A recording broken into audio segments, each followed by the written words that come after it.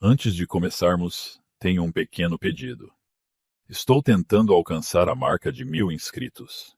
É um número muito importante para mim. Por favor, clique no botão inscrever-se. Subscribe. É apenas um pequeno clique, mas para mim é uma enorme motivação para continuar criando mais vídeos. Muito obrigado a todos vocês. Ela não se quebrou. Entenda isso primeiro. Entenda isso antes de qualquer outra coisa. Porque esta história vai te tentar a esperar pelo momento em que ela se quebre. O grito, a mudança, o som de garras encontrando pedra, e esse momento nunca virá.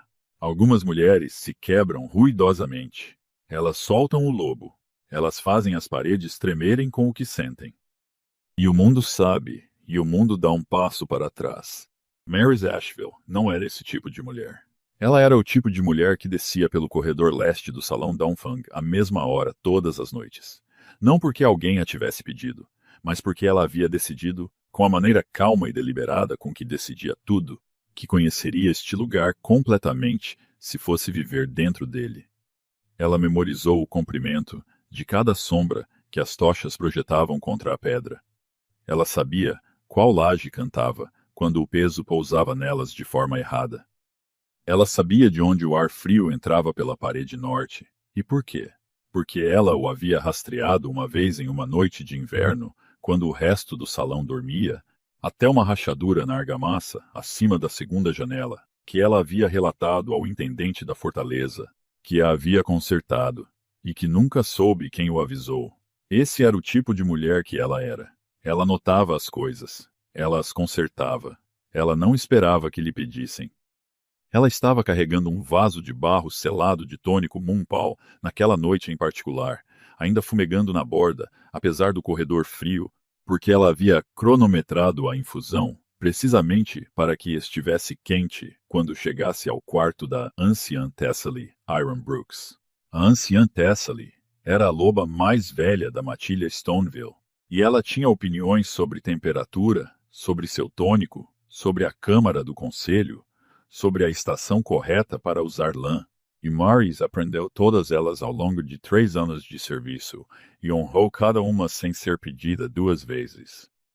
Ela estava a 3 voltas da porta de Tessal, quando a luz da sala de guerra caiu sobre as pedras do corredor em uma longa faixa âmbar. A porta não estava fechada, uma fresta de 2 dedos de largura, o tipo de fresta que acontece quando alguém puxa uma porta atrás de si, com as mãos cheias de algo, ou quando 2 pessoas dentro de um quarto há muito pararam de se importar se o resto do mundo pode ouvi-las. Ela ouviu Vareth primeiro. Ver chamou. Maurice não tinha um rosto para associar ao nome. Nomes viajam à frente dos rostos em um salão de matilha. Eles chegam em sussurros cuidadosos e olhares conhecedores e conversas que terminam um pouco rápido demais quando a pessoa errada entra na sala. Ela ouviu esse nome por 8 meses e escolheu, todas as vezes, não seguir o fio dele. Uma mulher que confia em seu companheiro não sai procurando confirmação do que tem medo de encontrar. Agora o nome tinha uma voz, suave e baixa, sem pressa, do jeito que as vozes soam quando pertencem completamente a algum lugar. E então, ela ouviu Ka Yawar, alfa dos territórios Stoneville, seu companheiro, o homem cuja marca de vínculo vivia na curva de seu ombro esquerdo como um segundo batimento cardíaco, pressionado em sua pele em uma noite, 2 anos atrás, quando toda a matilha se reuniu no círculo da lua, e ela havia ficado na luz prateada e acreditado, com cada parte calma e cuidadosa de si mesma, que algo real estava sendo construído. Ele disse, ela me perdoará. Ela sempre perdoa. Apenas isso, sem calor, sem culpa, sem abaixar a voz. Do jeito que uma pessoa abaixa a voz quando sabe que o que está dizendo está errado, ele disse isso como um homem anuncia o tempo. Como um homem afirma um fato tão estabelecido em seu entendimento que não requer mais exame. Ela me perdoará. Ela sempre perdoa. O vaso de barro ainda estava quente nas mãos de Maris. O corredor estava muito quieto. A faixa âmbar de luz jazia sobre as pedras entre seus pés, no futuro de outra pessoa. Ela ficou lá pelo tempo exato que essas palavras levaram para viajar de seus ouvidos para a parte mais profunda de seu entendimento. Tempo suficiente para ouvi-las completamente. Tempo suficiente para sentir o vínculo de companheiro em seu ombro pulsar uma vez, do jeito que pulsava sempre que Keylor estava perto, quente e instintivo e inteiramente indiferente ao que acabara de ouvir. Ela respirou através desse pulso. Então ela caminhou até o quarto da anciã Tessal. Ela bateu. Ela entrou. Ela colocou o tônico na prateleira correta na temperatura correta. Ela respondeu às 3 perguntas de Tessal sobre os casos de pacientes da manhã na ordem correta, com a quantidade correta de detalhes. E então ela desejou à velha mulher uma noite tranquila. E ela caminhou de volta pelo corredor leste, sem diminuir o passo uma vez. Ela não olhou para a porta da sala de guerra ao passar por ela. Ela passou por ela de qualquer forma. A luz âmbar ainda estava lá. As vozes ainda estavam lá. O mundo ainda era exatamente o que acabara de se revelar ser. Ela foi para seu quarto. Ela fechou a porta. Ela não acendeu nenhuma vela. Ela ficou no escuro por 30 segundos, que era precisamente o tempo que ela se permitia ficar parada. Então ela foi até o baú de cedro, e o abriu e começou a arrumar. Não freneticamente, não com a energia furiosa de uma mulher cujas mãos pararam de ouvir sua mente. Metodicamente, com a mesma atenção precisa e sem pressa que ela dedicava à composição de um remédio difícil, onde um movimento errado arruinava tudo. A lâmina de ervas com cabo de osso de sua mãe, embrulhada em couro de veado, o livro de receitas de seu pai, todos os 9 anos de sua própria caligrafia preenchendo suas margens. Os frascos de vidro que ela mesma comprou antes de entrar em território Stoneville, cada um aninhado em seu pano. Ela não pegou o vestido que Keylor trouxe da Feira do Leste. Ela não pegou o pente de prata da cômoda que ela havia admirado silenciosamente, e ele anotou e comprou sem cerimônia, e sentou-se na mesa uma manhã sem explicação. Ela pegou tudo o que era dela antes dele, e nada do que veio de ser dele. E havia uma clareza nesse exercício que ela não esperava. A clareza de uma mulher descobrindo que mais do que ela possui, do que imaginava, sempre pertenceu a ela sozinha. Ela escreveu 4 frases na mesinha. Ela as leu uma vez, para ter certeza de que eram honestas. Elas estavam no final. Abaixo das 4 frases, ela escreveu uma única palavra na última linha. Chega.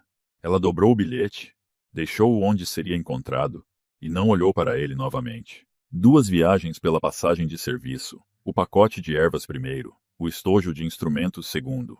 A passagem cheirava a pedra velha e piche de pinho, e ao frio que nunca deixava completamente os corredores inferiores, independentemente da estação. O portão externo na extremidade abriu suavemente. Ela mesma havia lubrificado suas dobradiças na primavera passada, porque um portão que emperra é um portão que anuncia você. E ela havia se treinado desde a infância para nunca se anunciar desnecessariamente. A noite era ampla e preta e cheia de estrelas. A marca do vínculo pulsou em seu ombro quando ela pisou além do muro. Uma única pressão quente como uma mão pousando brevemente antes de se levantar. O vínculo de companheiro, alcançando o companheiro, fazendo o que foi projetado para fazer. Não sentindo nada ainda do que já havia sido decidido, ela não olhou para trás para o salão Downfang. Ela virou o rosto para o norte e caminhou. Não correndo, não fugindo. Caminhando do jeito que seu pai sempre ensinou um lobo com solo real sob seus movimentos, como se ela já soubesse para onde está indo e pretende chegar. O mundo chamaria isso de uma história sobre um companheiro que partiu, sobre um vínculo quebrado e uma mulher que se recusou a voltar. Mas essa não é toda a história.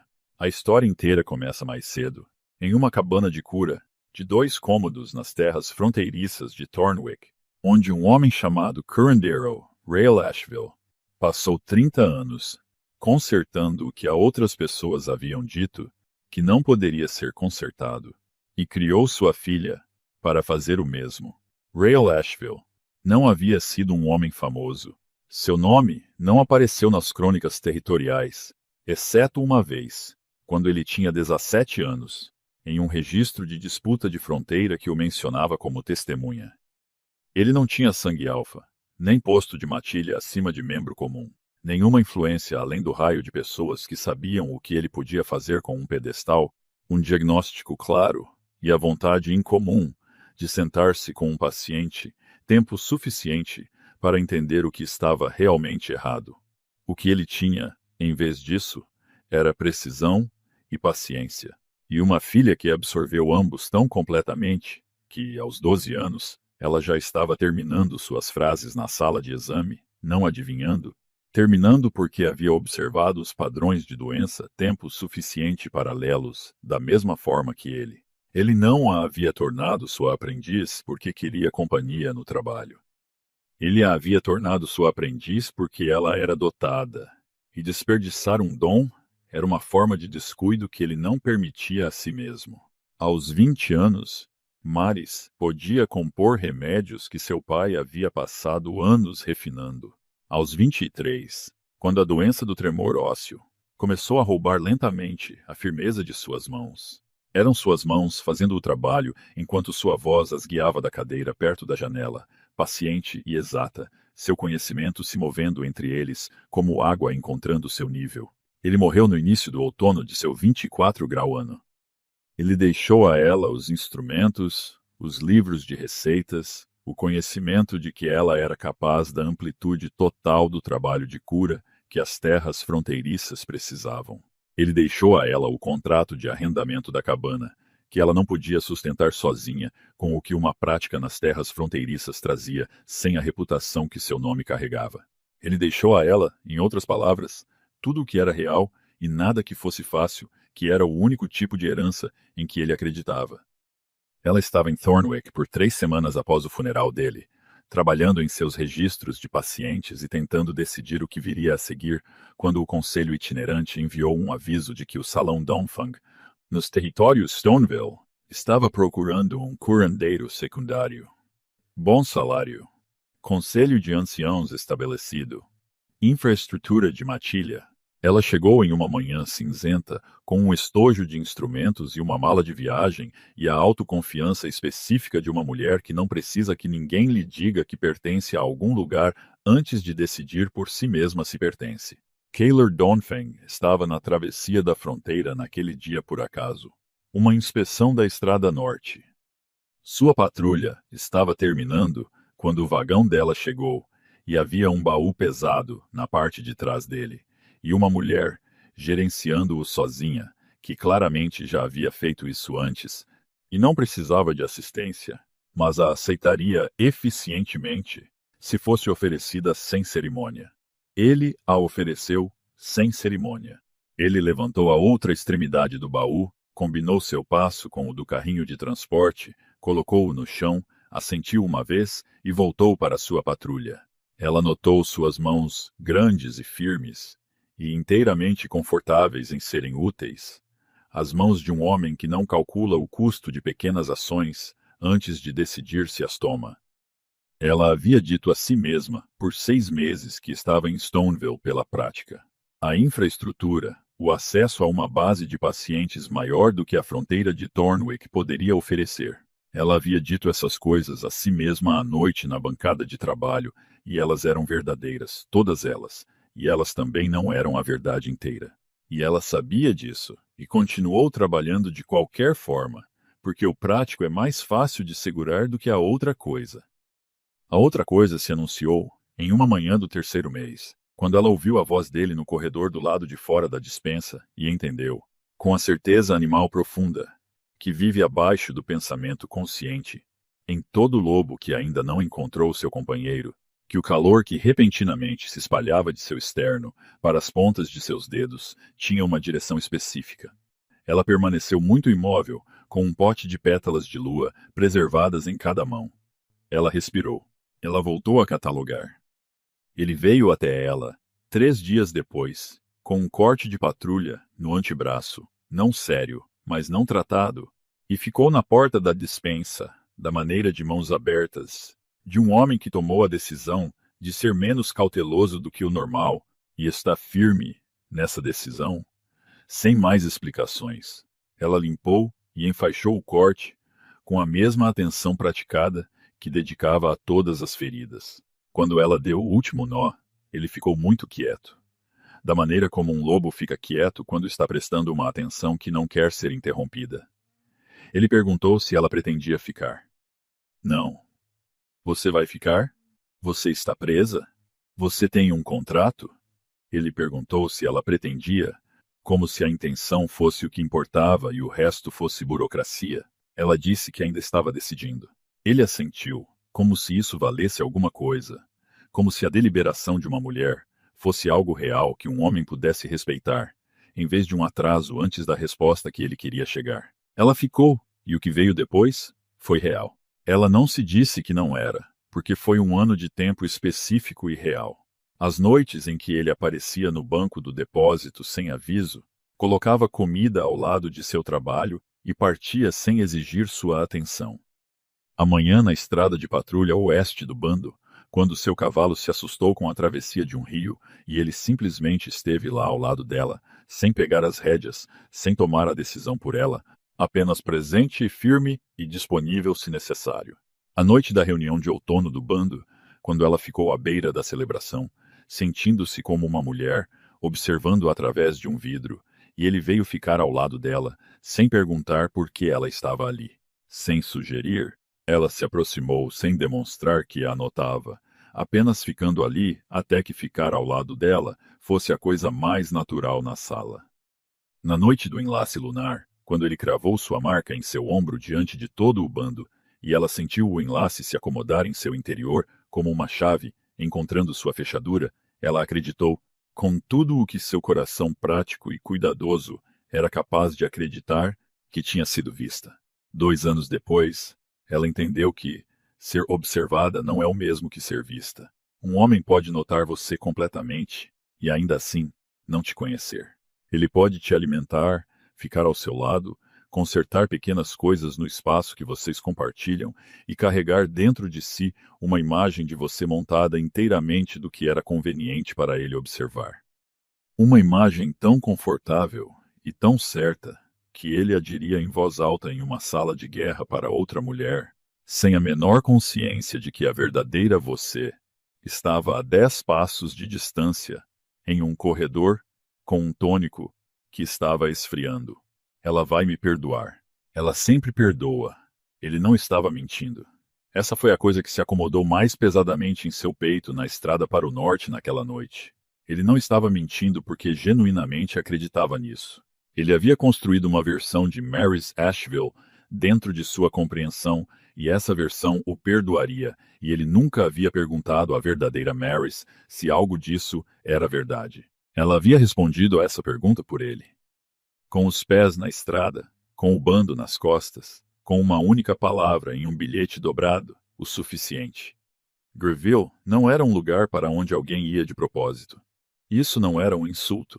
Alguns lugares existem para serem destinos, e alguns lugares existem para serem o tipo de solo em que uma pessoa fica quando está pronta para começar, em vez de pronta para chegar. Greville era o segundo tipo. Um assentamento de 400 lobos na curva norte do rio Thornwick, útil e modesto, e inteiramente sem pretensão sobre qualquer uma dessas qualidades. Um moinho, uma praça de mercado que funcionava 2 vezes por semana, casas de pedra com boas lareiras. Registros comunitários que remontam a 6 gerações de pessoas que construíram suas vidas com materiais comuns e não esperavam nada do mundo além do que colocavam nele. O posto de cura estava vazio há 9 meses. O ancião e Rathstone, que governava Greyville da maneira como velhos lobos governam coisas que passaram 50 anos realmente entendendo, recebeu Mary's no salão do assentamento na manhã de sua chegada, com um silêncio que durou quase 30 segundos, enquanto ele lia sua carta de apresentação. Ele era um homem que claramente havia decidido em algum momento que perguntas eram mais eficientes do que gentilezas, e ele não havia revisitado essa decisão. Ele disse, solteira. Ela disse, sim. Ele disse que a última curandeira partiu na primavera para seguir um laço para o sul. Antes dele, o posto funcionou por 7 anos, sob uma praticante certificada, que era competente e completamente desinteressada por qualquer um que não pudesse pagar a taxa padrão.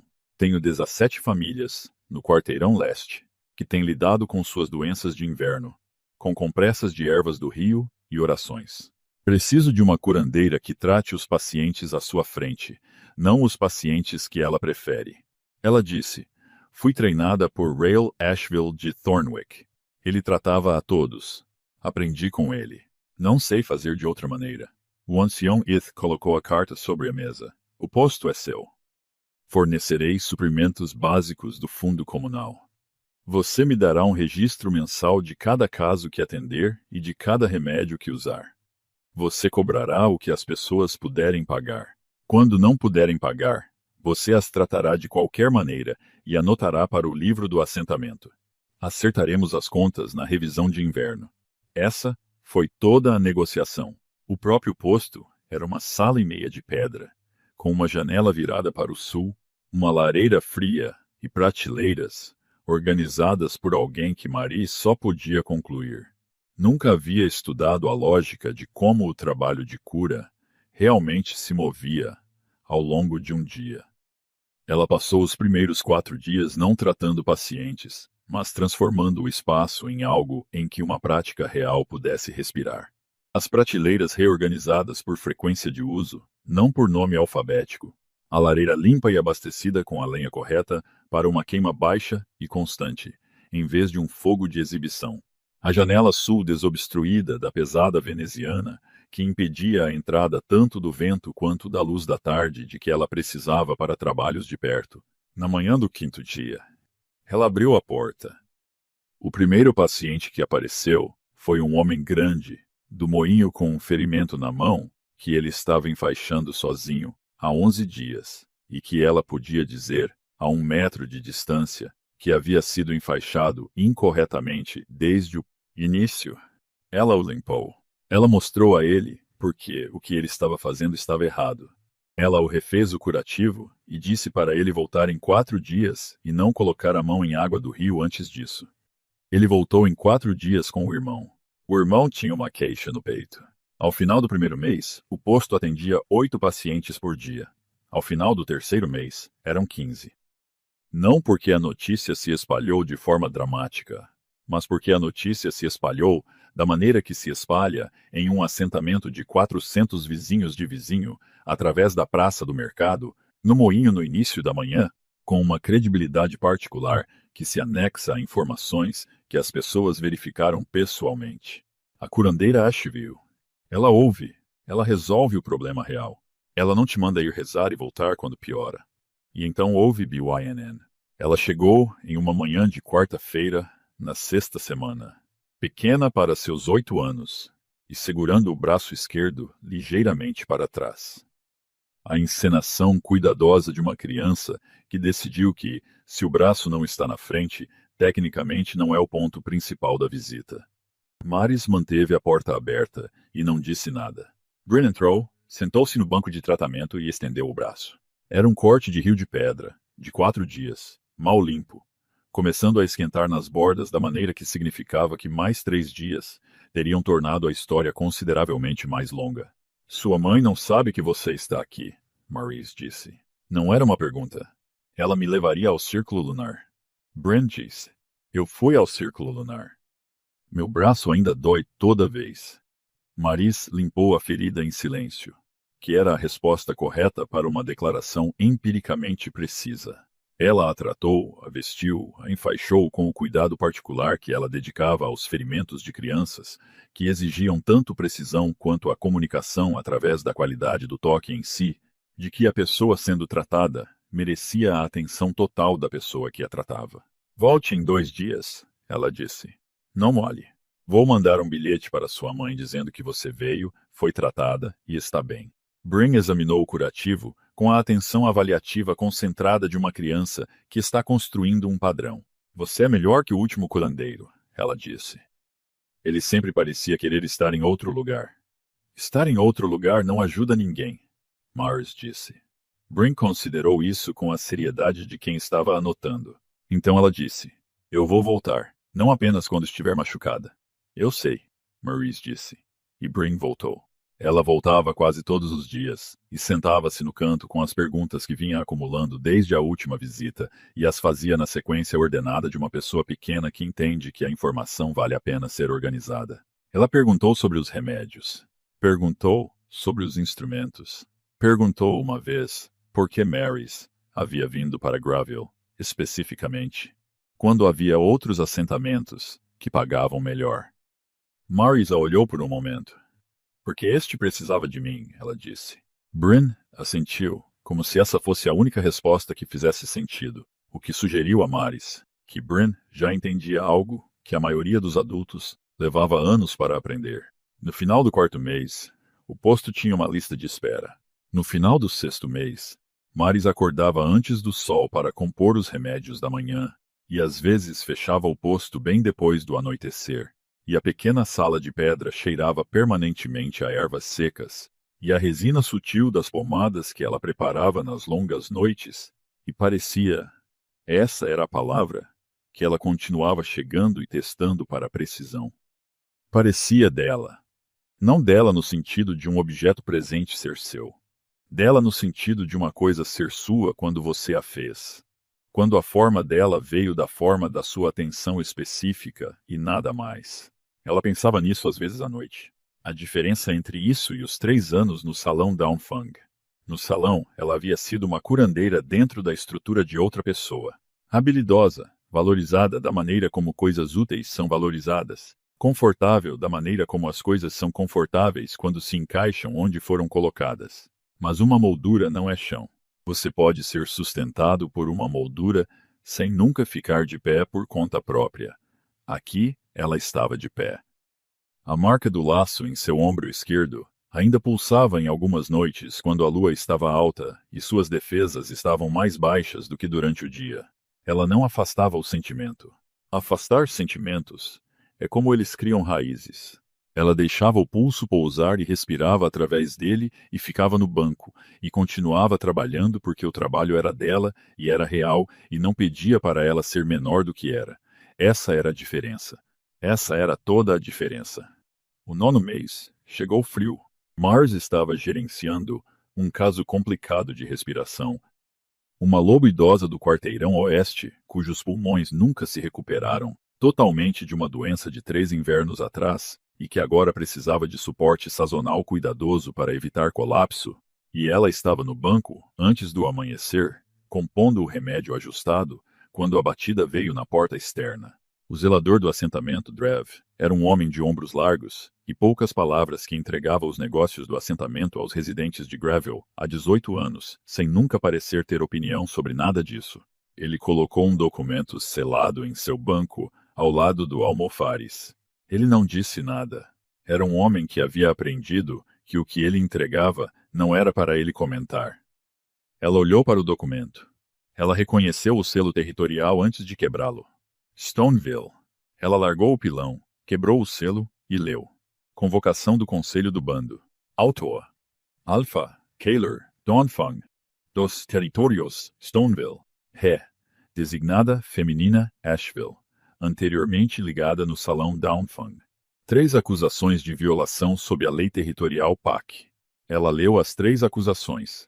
Suas mãos estavam imóveis. Sua respiração estava uniforme. Ela sabia. Ela percebeu não de uma forma dramática, não com a clareza de uma premonição, mas da maneira quieta e específica que você sabe as coisas quando passou 9 meses pensando claramente. Ela sabia que algo assim viria. Um homem que fala com essa certeza não aceita uma simples partida. Tal certeza requer um palco para se apresentar. Requer a maquinaria da autoridade para fazer a apresentação parecer legítima. Pegou a caneta, assinou a linha de aceitação no final da intimação. Pousou a caneta, pegou o pilão e terminou de preparar o remédio respiratório. Drev esperou por tudo aquilo sem se mover. Quando ela colocou o remédio para selar, olhou para ele. Obrigada, disse. Você pode ir. Ele se foi. Ela sentou-se por um momento no banco, com a intimação deitada ao lado dos potes de remédios selados. De fora, vinham os sons comuns de Grayville amanhecendo. A roda do moinho começando. Os carrinhos do mercado chegando pela estrada do rio. A voz de Bryn, em algum lugar perto do Poço Leste, aguda e certa, dando uma opinião a alguém. Marais pensou no que tinha construído em 9 meses. Cada paciente no livro razão, cada remédio registrado, cada suprimento contabilizado, os registros que ela vinha mantendo, não como um hábito burocrático, mas porque seu pai a havia ensinado que a documentação era a arquitetura da integridade de um curandeiro, que o que você podia mostrar Era a base do que você podia defender. Ela entendeu agora por que havia mantido aqueles registros com tanto cuidado particular, não porque tivesse antecipado este momento. Ela não tinha, mas porque o mesmo instinto que havia costurado provisões no forro de uma capa, 4 meses antes de deixar um salão, estava observando silenciosamente, de algum lugar abaixo do alcance de seu planejamento consciente. Ela tirou 3 folhas de papel de escrita. A primeira carta foi para o ancião It. A segunda foi para a anciã Thessaly Ironbrook, no salão Dawnfang. Ela escreveu esta lentamente, porque 3 anos de cuidado não são eficientemente resumidos, e porque ela precisava que Thessaly entendesse não apenas o que estava sendo pedido, mas por que isso importava.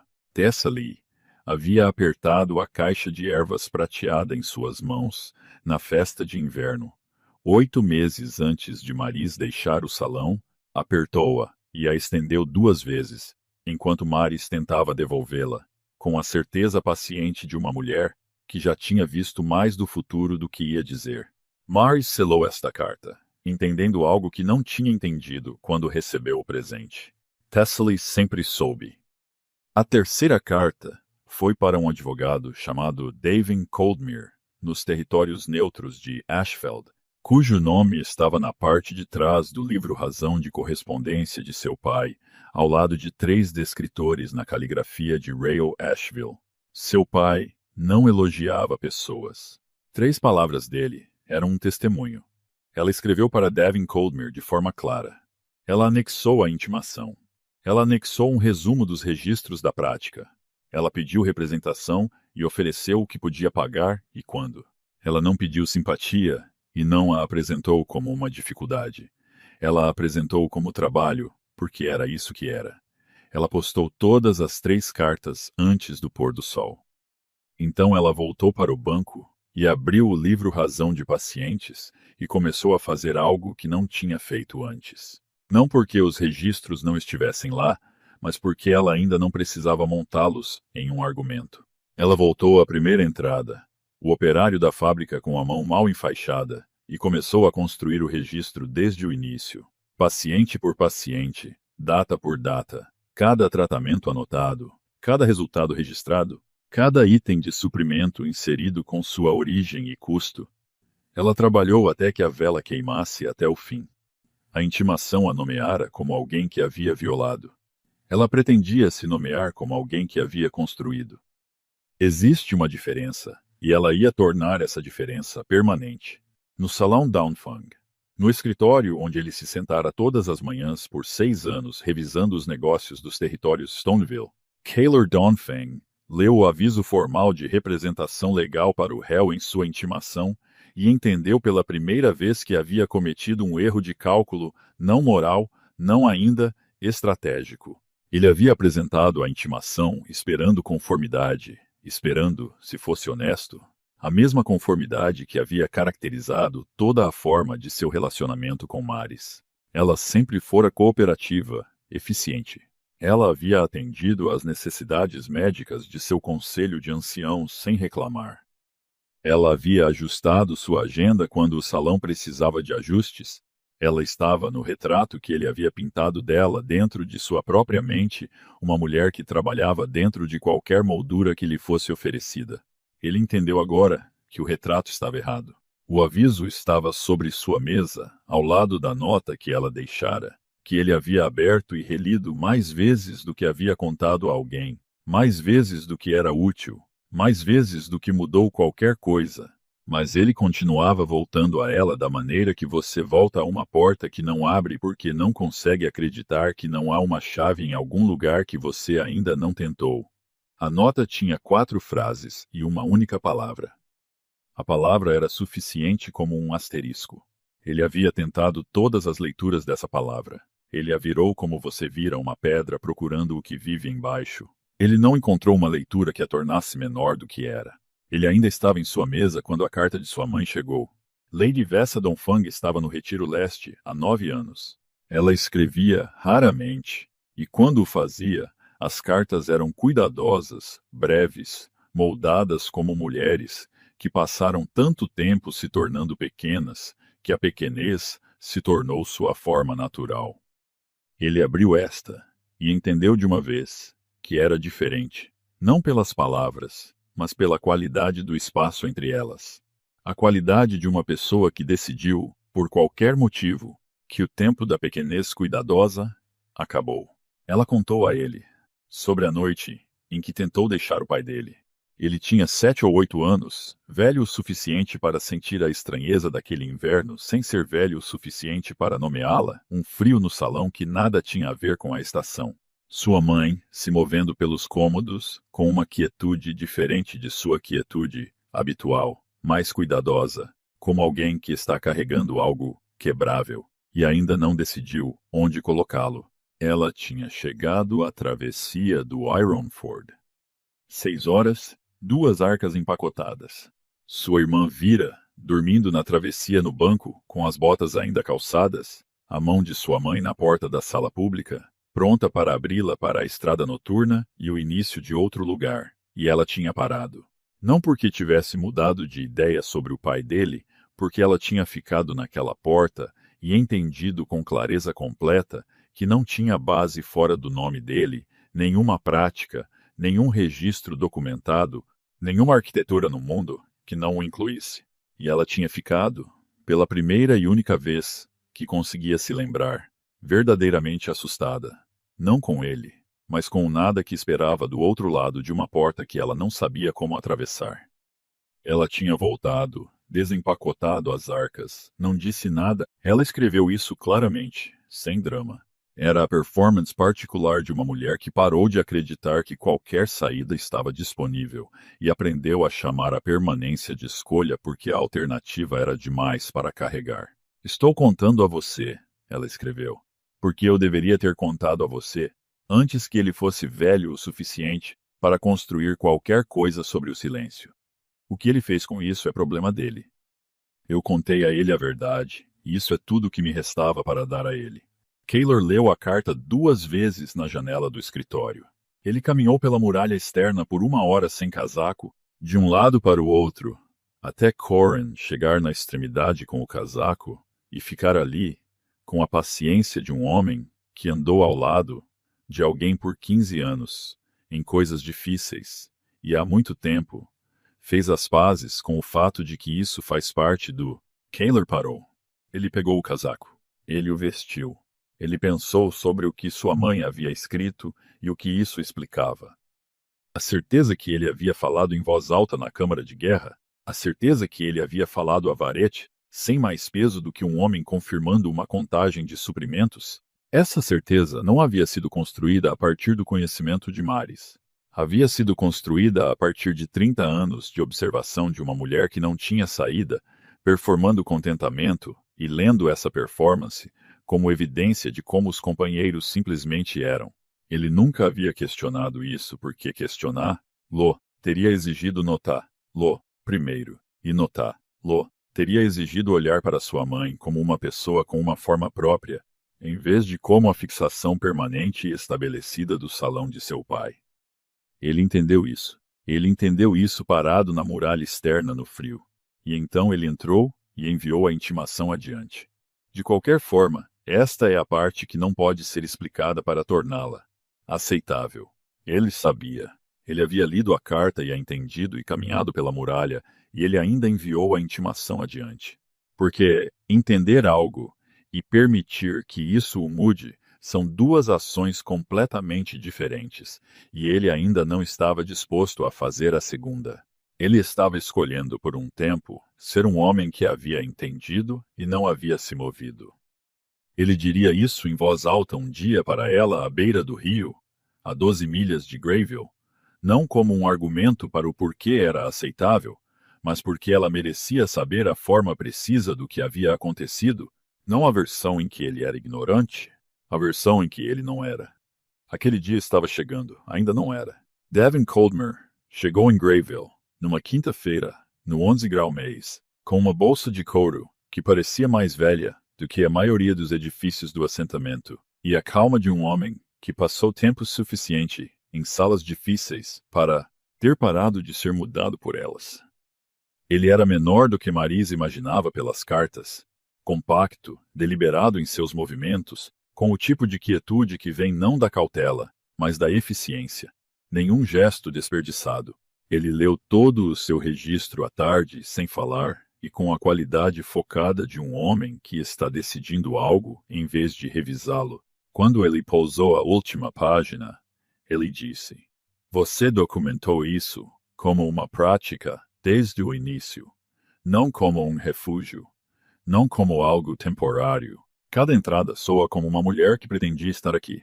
"Eu pretendia estar aqui", disse ela. "Isso importa", ele disse. "Intenção é difícil de argumentar quando está escrita em tinta e datada." Ele contou a ela o que era o caso e o que não era. As 3 acusações eram tecnicamente precisas. Partida sem consentimento, materiais disputados, nome da prática não registrado. O que elas não eram era suficiente porque cada uma exigia que o conselho aceitasse que a propriedade do demandante sobre essas coisas era legítima e que essa legitimidade era construída inteiramente sobre a suposição de que as escolhas de um companheiro ligado pertencem ao seu companheiro. Essa suposição estava se erodindo na lei do Conselho da Alcateia há 30 anos.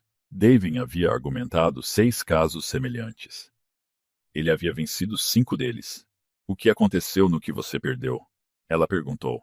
"O réu não documentou." Ele disse simplesmente. Ela deslizou o livro Razão completo pela mesa para ele. "Eu documentei." Ele o abriu. Ele leu por 10 minutos sem falar. Então ele o fechou e olhou para ela com a atenção avaliativa de um homem que revisou uma avaliação para cima e não vai fazer uma performance disso. "Estamos prontos." Ele disse na noite anterior à audiência. Ela sentou-se no banco após o último paciente ter ido embora, e ela fez algo que vinha evitando por 11 meses. Ela se permitiu sentir isso. Não a indignação, não a situação legal, não o caso que ela faria pela manhã, a coisa humana real por baixo de tudo isso. Ela o havia amado. Essa era a parte verdadeira, não de forma suave ou descomplicada. Na maneira específica que você ama uma pessoa cuja presença reorganiza algo em você, em um nível celular, quem você percebe em uma sala, antes de vê-lo, quem você reconhece no escuro, pela qualidade particular de sua respiração. Ela o havia amado, com todo o peso do vínculo de companheiro, e com o peso adicional de sua própria atenção livremente dada, que era o presente mais difícil dos dois, e o que ela estava menos disposta a ter tratado como garantido. Ela se permitiu sentir isso por muito tempo. Então ela deixou que assentasse. Ela não queimou nada. Ela não realizou a liberação. Ela simplesmente sentou-se no banco, com o sentimento até que este encontrasse seu nível natural, que é o que os sentimentos fazem quando você para de lutar contra eles e para de fingir que os tem, e simplesmente os deixa ser verdadeiros na escuridão de um quarto que pertence inteiramente a você.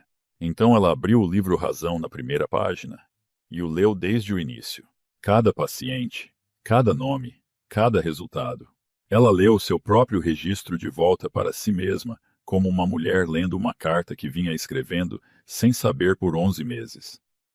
E quando terminou, ela entendeu que não vinha construindo um caso. Ela vinha construindo uma vida. O caso era apenas o documento que provava isso. A Câmara do Conselho da Matilha, em Ridgemont, tinha a frieza particular da autoridade.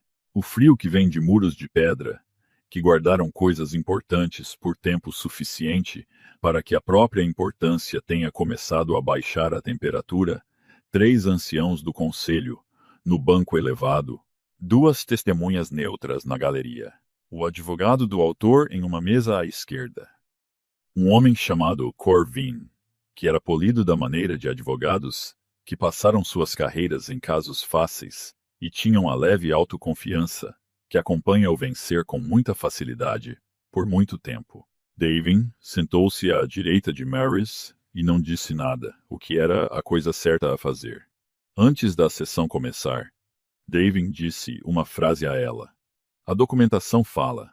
Você a carrega consigo. Você fala claramente. Os anciãos farão o resto. Ela assentiu. Corvin apresentou as 3 acusações com a certeza apressada e ensaiada de um homem que acredita que o volume de sua confiança substituirá o peso de sua evidência. Desvio intencional do território de um companheiro de vínculo. Remoção de propriedade da matilha. Prática não autorizada sob um nome territorial fraudulento. Ele usou a palavra fraudulento. Ele a disse sem hesitação, o que disse a Maris exatamente que tipo de advogado Corvin era, o tipo que usa palavras fortes para sinalizar convicção e confia que o outro lado não fez o dever de casa. Davin colocou o documento de registro territorial de Asheville no banco do conselho antes que Corvin terminasse de falar. Fraudulento é uma alegação específica. Davin disse que este é o registro de Asheville, registrado no Conselho Territorial de Thornwick, 14 meses antes de Rahel pôr os pés em Stoneville. Se o conselho quiser revisar a data de registro, o ancião principal revisou a data de registro. Ela olhou para Corvin. Corvin não disse nada, o que foi a primeira coisa precisa que ele fez desde que a sessão começou. Então Mara se levantou.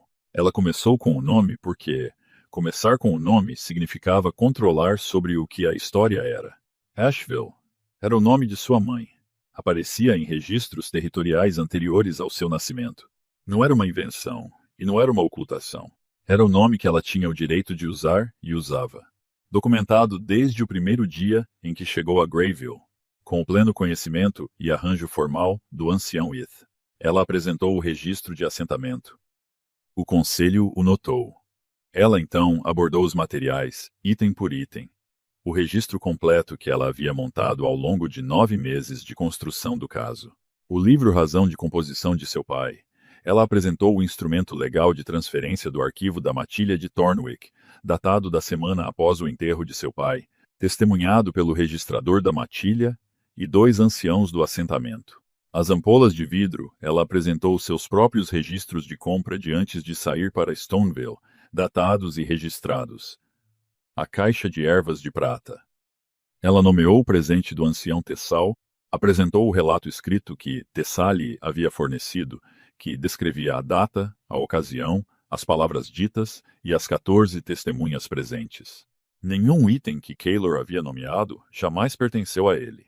Ela podia sentir o momento em que a sala entendeu isso, não dramaticamente, não com movimento, mas com uma qualidade particular de quietude que se instala em um espaço quando a suposição central de um argumento foi silenciosamente removida. Então ela abordou o próprio vínculo. Ela não fingiu emoção. Ela também não fingiu controle. Não, Ju. Ela ficou de pé e nomeou o que era verdade, da maneira que seu pai a ensinou a nomear as coisas na linguagem de uma pessoa que olhou para a evidência real e está relatando o que ela mostra. Ela descreveu o que havia entendido que o vínculo significava, o que acreditava que estava sendo construído, como foram os 2 anos de tempo humano real, específicos sentidos de dentro dele. E então ela descreveu o que havia ouvido através de uma porta entreaberta. Ela disse as palavras em voz alta para o registro, para a sala de pedra, com 3 anciãos e 2 testemunhas, e um advogado do autor, que não estava mais olhando para o banco. Ela as disse exatamente como foram ditas, não cercadas por contexto que as suavizasse, não seguidas por análise que dissesse ao conselho como se sentir, apenas as palavras em si sentadas no ar aberto da câmara, onde podiam ser ouvidas sem muros para abafá-las. Ela me perdoará. Ela sempre perdoa. A câmara estava muito silenciosa. Ela descreveu os 11 meses em Grayville. Ela não chamou de reconstrução porque não havia construído a coisa original daquela maneira.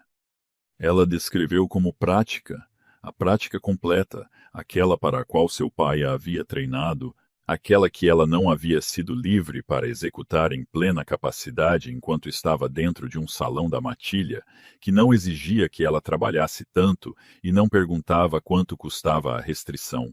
Ela nomeou quais haviam sido os custos em linguagem clínica. 12 anos de preparação reduzidos a remédios caseiros. O conhecimento de um pai administrado em frações. Uma mulher dimensionada para caber em uma moldura que não havia sido construída com suas dimensões em mente. Ela falou por 2 horas.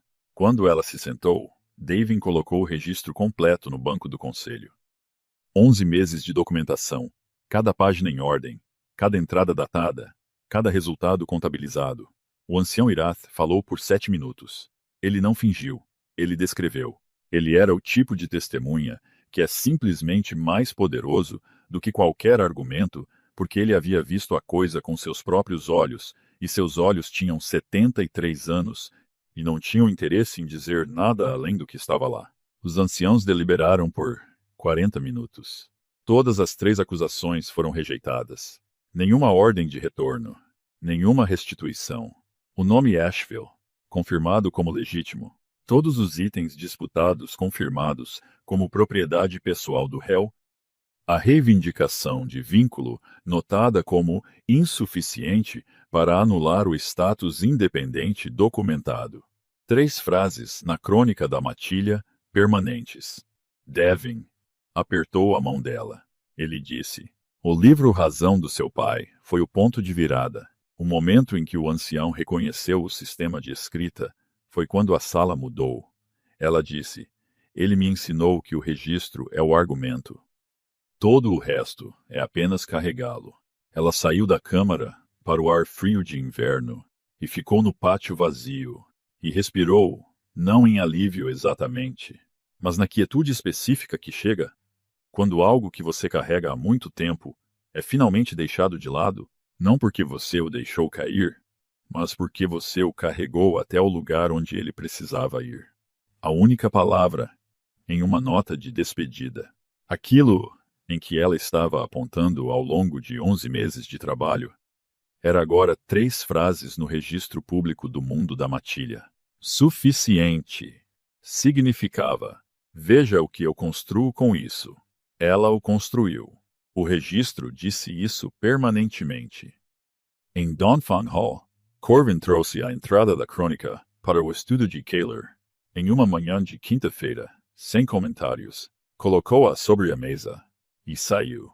Esta era uma das coisas que Kaler mais valorizava em Corvin ao longo de 15 anos de trabalho conjunto.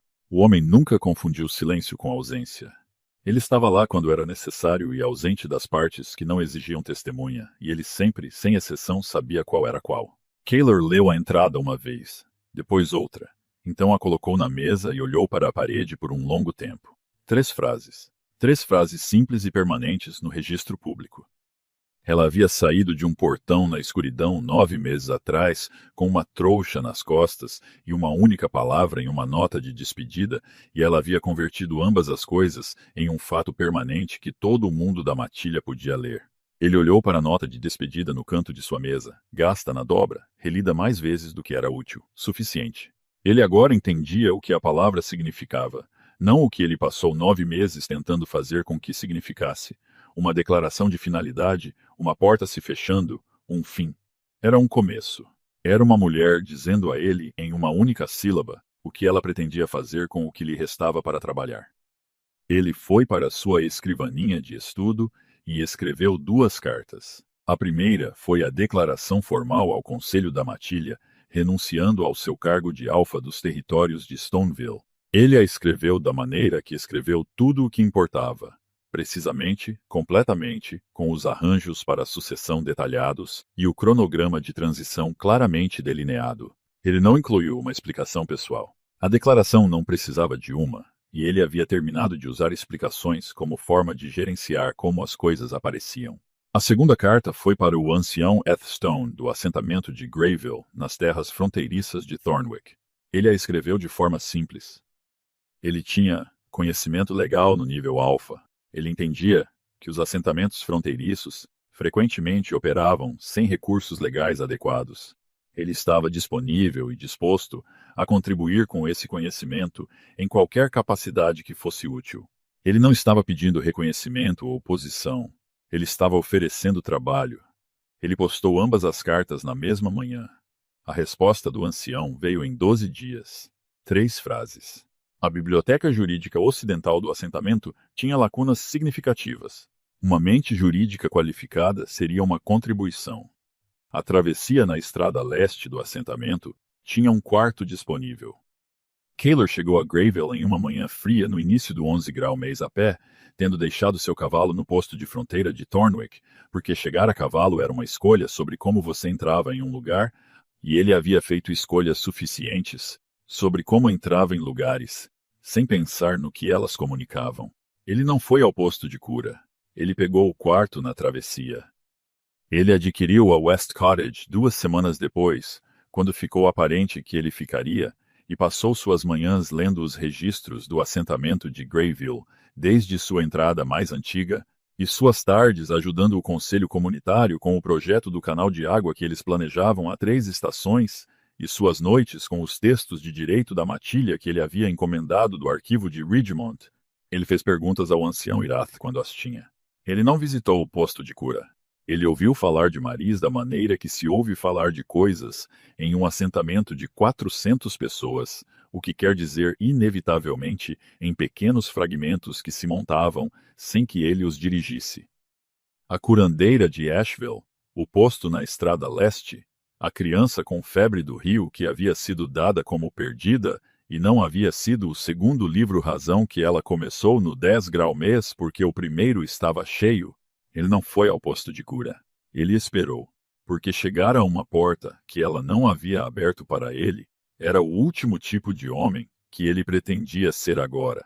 Ele enviou a nota através de um menino de 12 anos do assentamento chamado TV, que aceitou a tarefa com a eficiência solene de uma criança que foi confiada com algo e pretende honrá-lo. O encontro à nota dizia: seu terreno, seu tempo, seus termos. Ele viria e iria conforme ela dirigisse. Ele não estava pedindo um resultado. Ele estava pedindo uma conversa. Ele não sabia se ela responderia. Ele passou 4 dias tentando não pensar se ela responderia, o que significava que ele passou 4 dias pensando em quase nada mais. Porque é assim que é, quando algo importa, mais do que você encontrou uma maneira de admitir. A resposta veio no 5º dia, na ronda noturna dos mensageiros da fronteira, escrita em uma caligrafia que ele reconheceu de 3 anos de relatórios médicos e rótulos de remédios. 3 frases. Terça-feira. A antiga pedra de moinho. Meio quilômetro abaixo do assentamento. 3ª hora da tarde. Venha sozinho. Ele caminhou os 12 quilômetros, não porque não houvesse outro caminho, mas porque caminhar era o caminho certo. Um homem que passou anos chegando a lugares com a autoridade de seu posto, precisava chegar a algum lugar finalmente, com nada além de si mesmo e da distância percorrida para chegar lá. 12 quilômetros no frio da tarde, sem nada nas costas, foi o mais honesto que ele esteve consigo mesmo em mais tempo do que gostaria de calcular. Ela já estava lá quando ele contornou a última curva do caminho do rio, parada com a bolsa no quadril, sem demonstrar tranquilidade nem tensão, simplesmente parada ali do jeito que ela ficava em todo lugar, inteiramente presente, inteiramente ela mesma, observando-o descer o caminho, com o olhar firme de uma mulher que tomou suas decisões e chegou a um lugar que não tem mais nada a provar. Ele parou a 8 metros. Não porque houvesse uma regra, mas porque ela era Maris Asheville, e a distância entre eles era dela para decidir, e ele não ia tirar isso dela também. Ela o olhou por um longo momento antes de falar, não para fazê-lo esperar, porque ela precisava ter certeza antes de dizer o que viera dizer que ia dizê-lo na língua certa, não na língua da raiva. Ela havia superado a raiva nos meses escuros de construção da prática, superado-a nas noites na bancada, e a deixado queimar até algo mais puro. Nem a língua da dor também, porque a dor olha para trás, e ela não estava ali para viver no que havia sido. A língua que ela precisava era a mesma que seu pai sempre usava quando um diagnóstico era sério e o paciente precisava entendê-lo completamente. Clara, honesta, sem o amortecimento que tornava a verdade mais fácil para quem a entregava do que para quem a recebia. Ela disse: vou dizer 3 coisas. Não fale até que eu tenha terminado as 3. Ele assentiu. Ela disse a primeira coisa. 2 anos, disse a ele. 2 anos. No salão dele, na vida dele, na forma que a casa dele fazia. 2 anos de chegar cedo e ficar até tarde, e compor remédios para os mais velhos e gerenciar casos. A curandeira dele não teve paciência para reduzir seu próprio trabalho, o trabalho do pai, o trabalho que 12 anos de treinamento haviam construído para ela, a algo que coubesse perfeitamente dentro das fronteiras do que era conveniente para todos ao seu redor. Ela fizera isso de vontade própria. Ela não o estava culpando pela vontade. Ela estava nomeando-a porque precisava ser nomeada. Porque uma mulher pode se diminuir gradualmente, sem que ninguém a force a isso, se a moldura em que ela vive for pequena o suficiente, e as pessoas dentro dela confortáveis o suficiente para nunca notarem o estreitamento. Ele nunca notara. Nenhuma vez em 2 anos ele perguntara o que a restrição lhe custara. Nenhuma vez ele olhara para o trabalho dela e se perguntara se era a medida completa do que ela era capaz. Ele a vira e ficara satisfeito com o que via e chamara isso de conhecê-la. Não era conhecê-la. Era um retrato confortável de uma mulher que estaria sempre exatamente onde ele a deixara. O rio corria entre as pedras do moinho abaixo deles, frio e indiferente e inteiramente contínuo, o que era exatamente certo. Ela disse a segunda coisa. 9 meses. Ela nomeou o que construíra, não com orgulho, mas com precisão, a mesma precisão que usava ao apresentar um registro de caso. A prática, a paciência, a criança que ninguém esperava que se recuperasse, o lobo desemparelhado que fora afastado de outros 2 postos antes de encontrar sua porta, os 2 livros de resultados, todos documentados, todos genuínos. Ela não construíra nada disso para mostrar a ele. Ela construíra porque era o trabalho para o qual fora treinada e finalmente fora livre para fazer-lo em plena capacidade. E o que isso sentiu após 3 anos da alternativa foi como um fogo que fora mantido, em uma fração de seu calor, finalmente permitido queimar no nível para o qual fora projetado. Ela nomeou isso não para feri-lo, mas porque precisava que ele entendesse exatamente e especificamente o custo da forma de sua casa. Ele nada disse, o que era correto. Ela disse a terceira coisa. Ela olhou para ele diretamente, do jeito que sempre olhava para as coisas sobre as quais ia dizer verdades. Ela não estava. Ela disse que estava tomando uma decisão hoje. Ela não estava recusando de antemão o que ainda não decidira. Mas ela precisava que ele ouvisse e entendesse as 2 primeiras coisas antes que qualquer outra coisa passasse entre eles. Porque não havia conversa que valesse a pena que começasse de um lugar onde essas 2 coisas ainda não tivessem sido ditas. Ela disse: "Você pode falar agora." Ele ficou quieto por um longo momento. Ela podia vê-lo, separando as coisas com que viera, e decidindo quais delas eram verdadeiras o suficiente para dizer naquele momento específico. Diante daquela mulher em particular, com o rio entre as pedras do moinho e a luz fria da tarde, e absolutamente nenhum lugar para se esconder. Ele disse: "Eu li seu depoimento completo, tudo." Davin submeteu o registro escrito ao arquivo do conselho, e eu pedi uma cópia não por motivos legais. Eu li a seção sobre a prática do seu pai e o que você tinha feito com ela no meu salão. Eu li 3 vezes e cada vez procurei uma maneira de torná-la menor do que era, e não consegui encontrar nenhuma. Ela esperou. Minha mãe escreveu para mim antes de eu enviar a intimação. Quero deixar isso claro. Não depois, antes.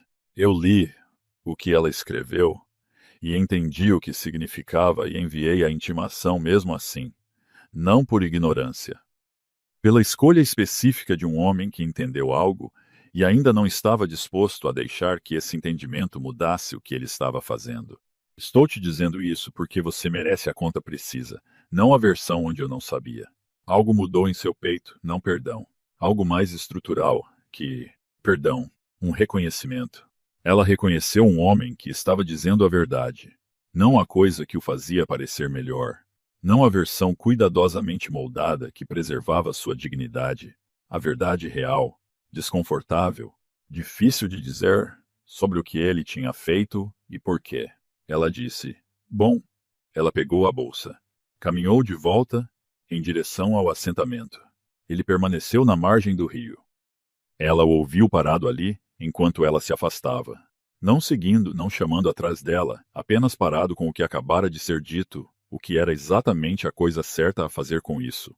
Ela não olhou para trás, mas ouviu-o parado imóvel no frio, em um val de rio a 19 quilômetros de casa, segurando a conta precisa de si mesmo, sem pedir que ela a tornasse mais leve. Isso era mais do que ela esperava.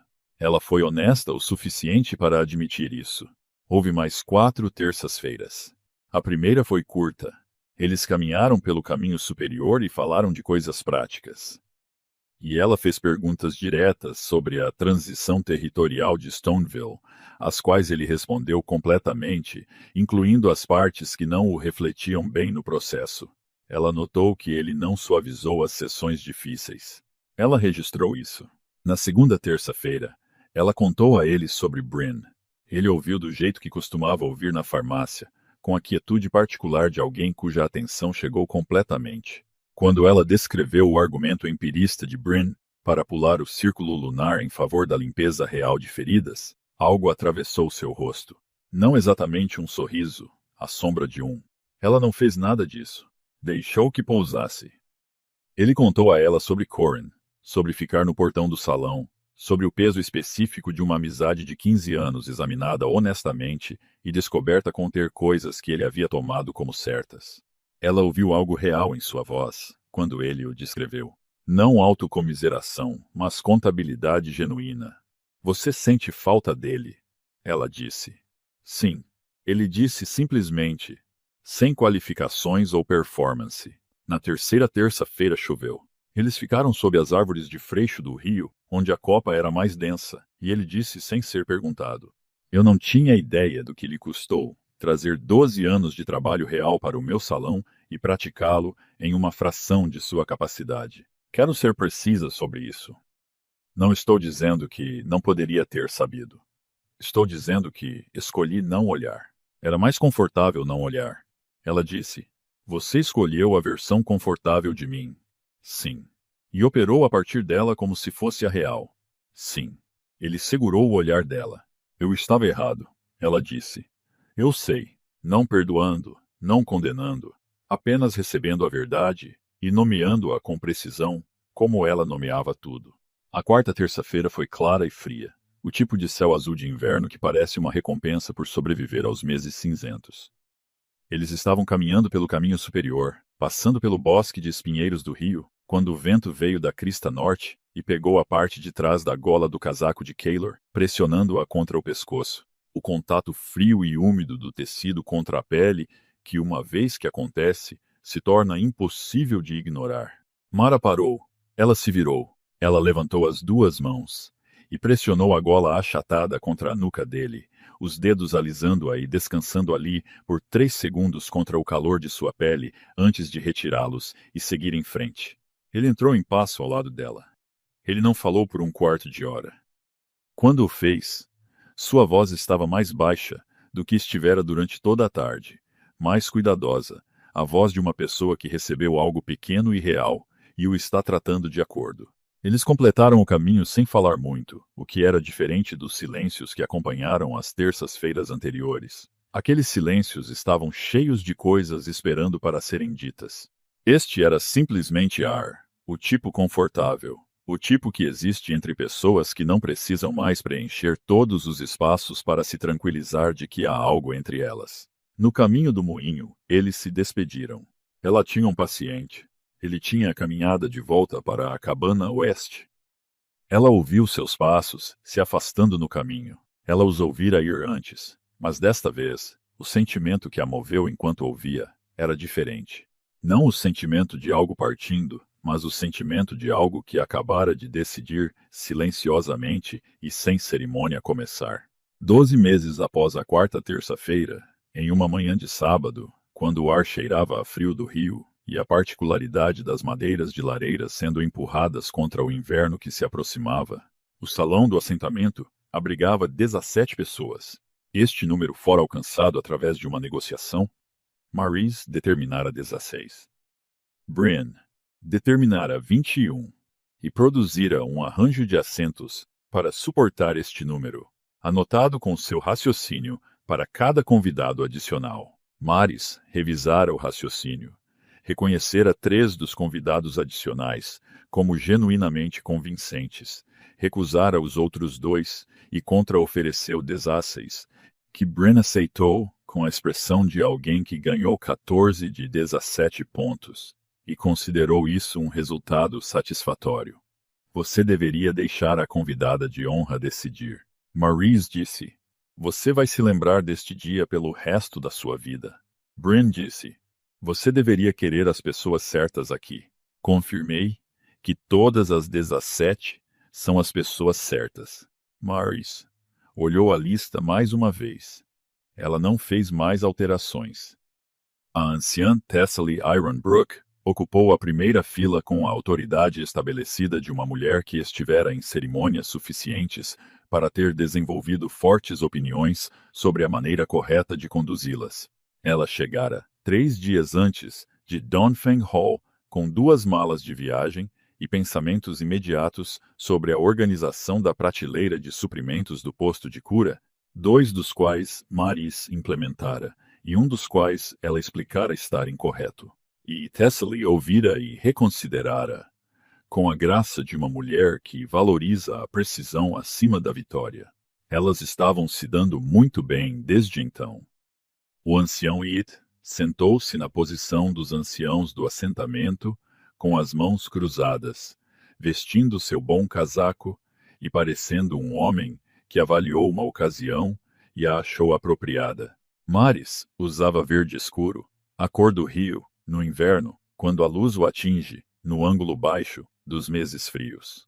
A bolsa de ervas de prata estava em seu pulso. Ela não tinha flores, final de outono, impraticável, e ela decidira que não ia fingir ser um tipo diferente de mulher no dia em que escolhia ser mais plenamente ela mesma. Kaylor estava ao lado dela. Ele estava em Gurville há 5 meses. Ele havia aprendido sobre cada família no lado oeste do povoado. Ele havia reorganizado os registros da lei comunitária, os quais o ancião Irat descreveu publicamente e sem calor particular, mas com o reconhecimento que equivalia a um grande elogio vindo dele, como a primeira vez que eles foram genuinamente navegáveis desde a 4ª geração do povoado. Ele ajudou a construir 2 seções do canal de água. Ele apareceu em uma manhã de terça-feira, 6 semanas atrás, no posto de cura, com uma pergunta sobre uma disputa de propriedade no bairro oeste, que ele achou que exigia o depoimento de uma testemunha médica. E Maris passou 1 hora examinando o caso com ele, e eles trabalharam juntos na bancada com a mesma eficiência descontraída que haviam descoberto em uma farmácia 3 anos atrás. E nenhum dos dois comentou sobre isso. E aquele tinha sido o momento em que ela entendeu algo claramente. Ela não o havia perdoado. Ela havia feito algo mais difícil. Ela observou, ao longo de meses de evidências específicas e documentadas, um homem que agia para gerar mudança, em vez de apenas fingir.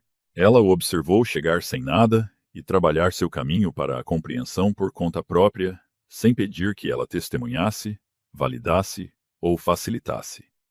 E ela havia tomado uma decisão não sobre quem ele havia sido, mas sobre quem ela o via se tornando e se essa era uma pessoa que ela queria escolher. Ela o escolheu deliberadamente, com pleno conhecimento, com ambos os olhos abertos. O ancião Irath proferiu as palavras de união com a naturalidade de um homem que acredita que o peso de uma cerimônia reside no que a precede, não na decoração do momento em si. Kaylor disse sua parte lentamente, cada palavra colocada com intenção. As palavras em si eram antigas, tradicionais, as mesmas palavras usadas em todas as cerimônias de união nas terras fronteiriças de Thornwick por 6 gerações. Ele as disse de uma forma que as fez parecer que ele as estava dizendo pela primeira vez, o que era verdade, pois ele já havia dito palavras de união há 2 anos para uma mulher que ele ainda não havia compreendido. Desta vez, ele compreendeu. A diferença era tudo. Ela disse as suas com a firme certeza de uma mulher que decidiu, não de uma mulher que está hesitante. Bryn observou toda a cerimônia da primeira fila, sem se mover. Quando o ancião Ed proferiu as palavras de encerramento, Bryn deu um aceno preciso. O aceno de uma pessoa que verificou o resultado contra o padrão e o achou aceitável. O jantar seguinte foi quente e longo, cheio do barulho descontraído de uma comunidade que genuinamente gosta de si mesma. O que grava era o que Maris havia compreendido no primeiro mês aqui. Ela não conhecia comunidades como esta antes. Ela agora entendia que elas eram raras. Ela não as tomava como garantidas. Quando o salão começou a esvaziar, e o povoado lá fora se acomodava em seus sons noturnos, Maris foi ao posto de cura.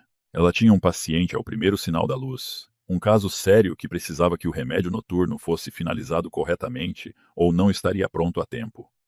Ela havia dito isso a Kaylor uma semana antes, e ele havia dito simplesmente: então, é para lá que vamos. E esse foi o fim da conversa. Nenhuma negociação, nenhuma demonstração de compreensão, apenas o ajuste de um homem que aprendeu que o cronograma de um curandeiro não é uma variável. Ela acendeu a vela da bancada.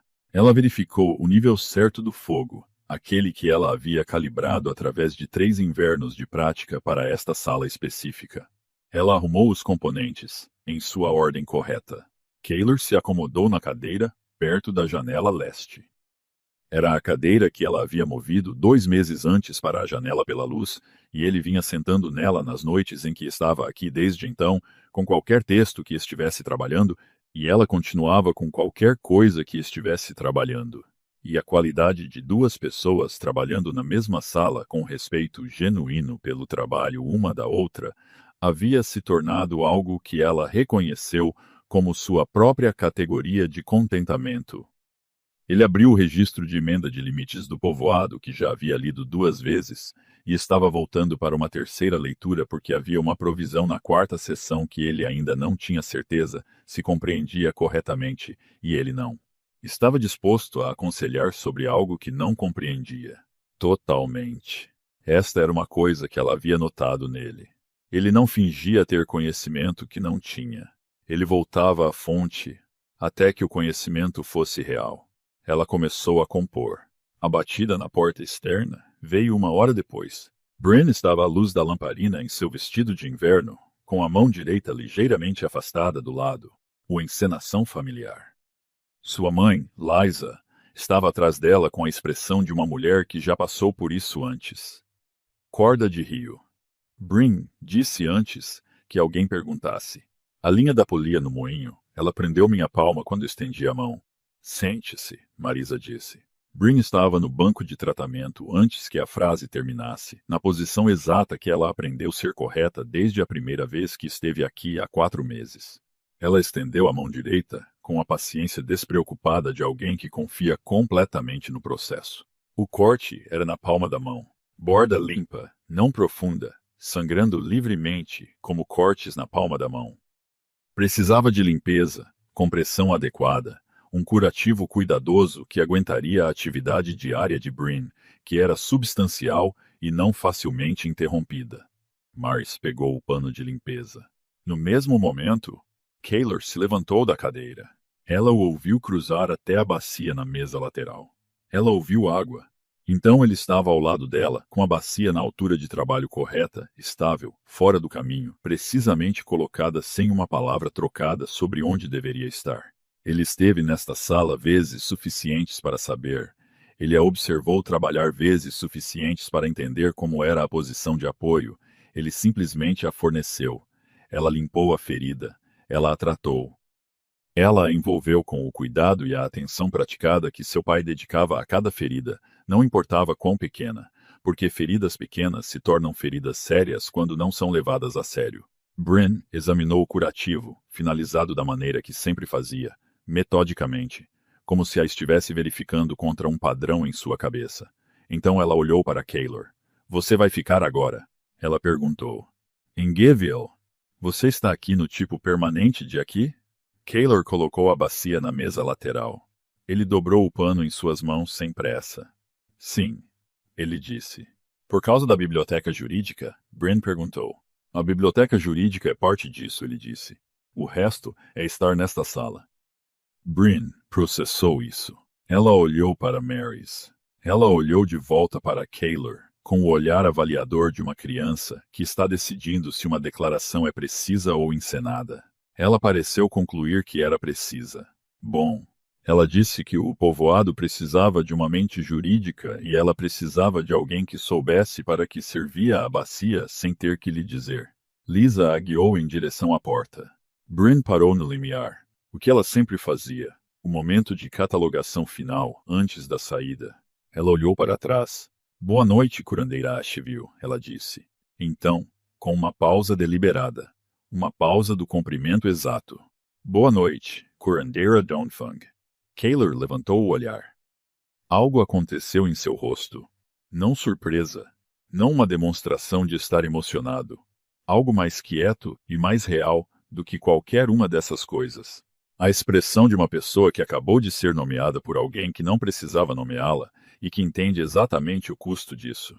Boa noite, Brin, ele disse. A porta se fechou. O posto de cura voltou a ser ele mesmo. O fogo no nível certo.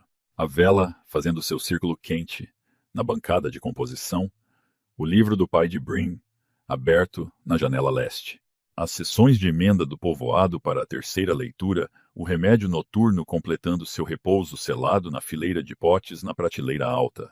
Mari secou as mãos no pano da bancada. Ela o pegou meio momento depois que Kaylor o pegou, seus dedos encontrando o mesmo pano no mesmo momento comum, nenhum deles se movendo em direção a ele com qualquer intenção além de secar as mãos. Ambos ainda eram breves, sem pressa, nenhum deles fazendo disso algo que não era. Era ordinário. Duas pessoas na mesma sala pegando a mesma coisa comum no mesmo momento comum. Era exatamente comum. O tipo de comum que só existe entre pessoas que pararam de encenar sua consciência uma da outra e começaram simplesmente a viver lado a lado. Ele voltou para a cadeira. Ela voltou para a bancada. O registro de emenda foi lido. O remédio foi concluído. Do lado de fora da janela, o rio Greyville corria escuro e frio e inteiramente contínuo sobre as pedras de moinho e o val do rio e os 12 quilômetros de estrada, onde um homem, uma vez, caminhou porque ele não tinha nada com que chegar, a não ser ele mesmo, o que, ao que parece, foi suficiente. E dentro do posto de cura, tudo era comum. A lâmina de ervas de sua mãe na prateleira onde ela ficava, o estojo de ervas de prata no gancho acima da janela leste, o livro de composição de seu pai aberto no lado esquerdo da bancada, a caligrafia dele e dela em todas as margens. 11 anos de conhecimento de uma pessoa, transmitidos cuidadosamente a outra pessoa que foi treinada para recebê-lo e que passou todos os anos desde então, tornando-o mais completamente seu. A marca de união em seu ombro esquerdo estava quente, não alcançando, não pulsando com a saudade particular de algo que tem seu objeto à distância, simplesmente quente. O calor de algo que encontrou o lugar a que pertence e se instalou ali, como se sempre soubesse o caminho. O registro foi mantido. A noite foi comum em todos os detalhes e escolhida e inteiramente, permanentemente, irreversivelmente dela. Existe um tipo de força sobre o qual o mundo não escreve canções. Não parece impressionante por fora. Não anuncia sua presença com uma entrada. Não carrega uma ferida visível que prove que sofreu. Não espera nas portas para que alguém perceba o que superou. Não precisa de uma multidão. Não precisa de uma testemunha. Ela simplesmente vai. Ela faz o trabalho. Ela constrói a coisa. Ela mantém o registro. E quando chega a hora, ela fica em uma sala de pedra diante de um conselho de pacotes e deixa tudo o que construiu falar com a voz de 11 meses de verdade documentada. E o registro diz todas as coisas que essa força nunca precisou dizer sobre si mesma. Mary Asheville não provou que Kaylor Dongfeng estava errado ao se tornar alguém que ele teve que observar. Ela provou que ele estava errado ao se recusar a esperar por sua compreensão antes de viver. Ela saiu do salão Dongfeng no escuro com o livro de seu pai, a lâmina de sua mãe, e uma palavra em um bilhete que significava que ela havia terminado de se explicar a um retrato que não era ela. Ela construiu uma prática em um povoado de fronteira com 12 anos de conhecimento e um inverno de determinação completa. Ela salvou uma criança. Ela arquivou o registro. Ela ficou no frio com um defensor ao seu lado e nomeou tudo claramente e venceu. E ela saiu para amanhã e entendeu que a vitória nunca havia sido sobre ele. Tinha sido sobre a palavra no bilhete, sobre o que essa palavra havia prometido e o que ela pretendia fazer com ela. Ele chegou à compreensão da maneira como as pessoas chegam a entender coisas sobre as quais tiveram informações por muito tempo, mas ainda não à disposição, lentamente, através de evidências que ele não podia refutar.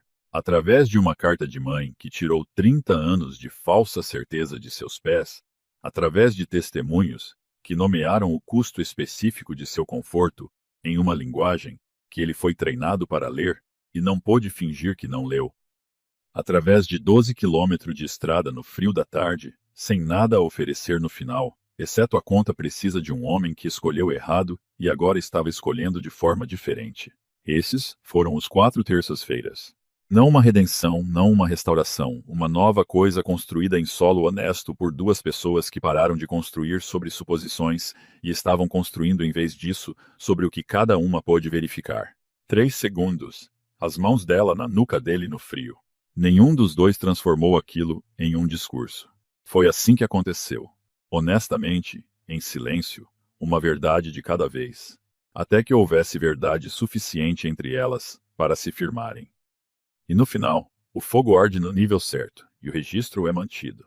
E lá fora da janela, o rio corre escuro e constante por um assentamento de fronteira em uma noite comum, uma noite que é comum, escolhida e dela, não porque alguém a deu a ela, mas porque ela a construiu. Cada pedra, cada prateleira, cada registro de paciente, cada frasco de remédio lacrado na prateleira alta, cada palavra de testemunho em uma câmara fria de pedra, toda terça-feira em Millstone Ford no frio do inverno, pedaço por pedaço, na língua de seu pai, com suas próprias mãos, dela.